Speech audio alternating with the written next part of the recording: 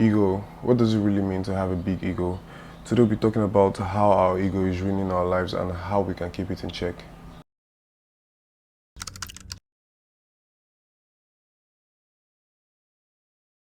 Even the obvious egocentric people find it difficult to spot ego in themselves, and this is as a result of human biases.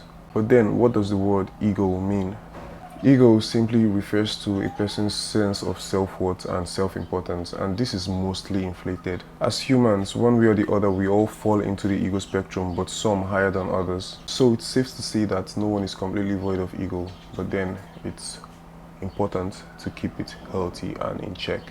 We all possess a certain degree of ego, but at the very least, it is important to keep it healthy until it becomes delusional.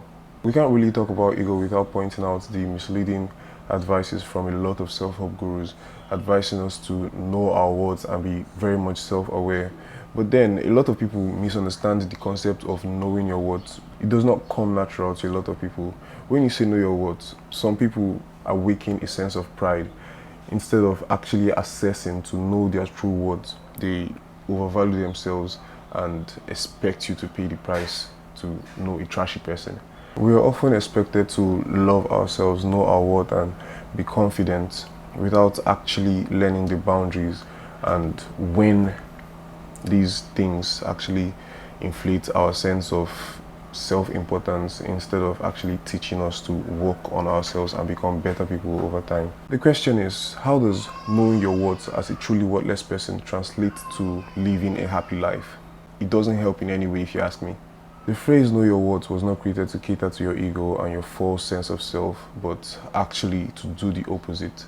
Yet, it misleads people into inflating their ego and projecting a false image of themselves to seem more valuable. Know your worth is simply supposed to motivate you to critically analyze and audit your life in order to find your strengths and weaknesses so you can leverage on your strengths and find ways in which you can tone down your weaknesses or get better at doing the things that you find it difficult to do.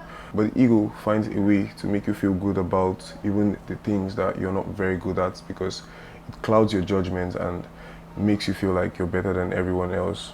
Even within your strengths, there are some people that are actually better than you, so it's pointless to have an inflated ego.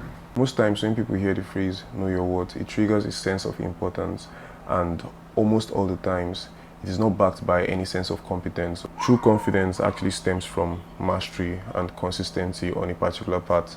And until you achieve this mastery, your confidence in a particular field can be misleading and can be said to be ego. I'm of the opinion that we actually take the time to analyze our lifestyle and come to terms with our weaknesses as well as our strengths.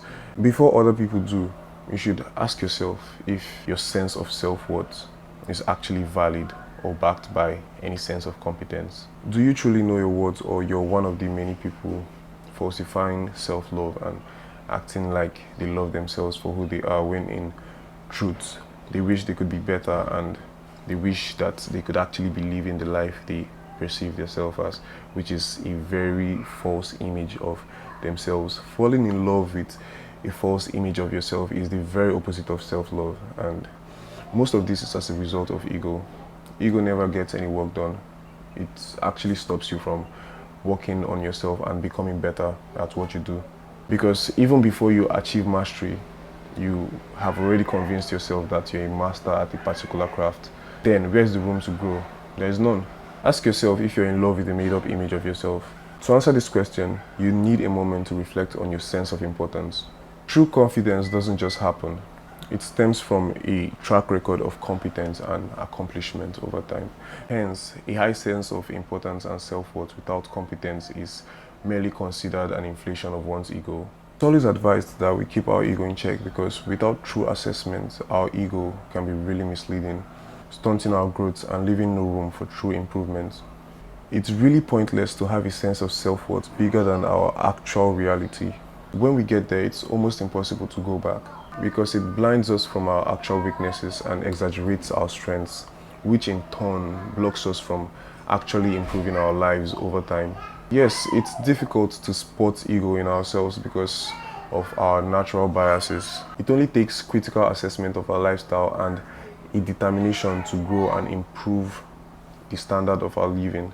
I hope this video was impactful to you as creating it was for me.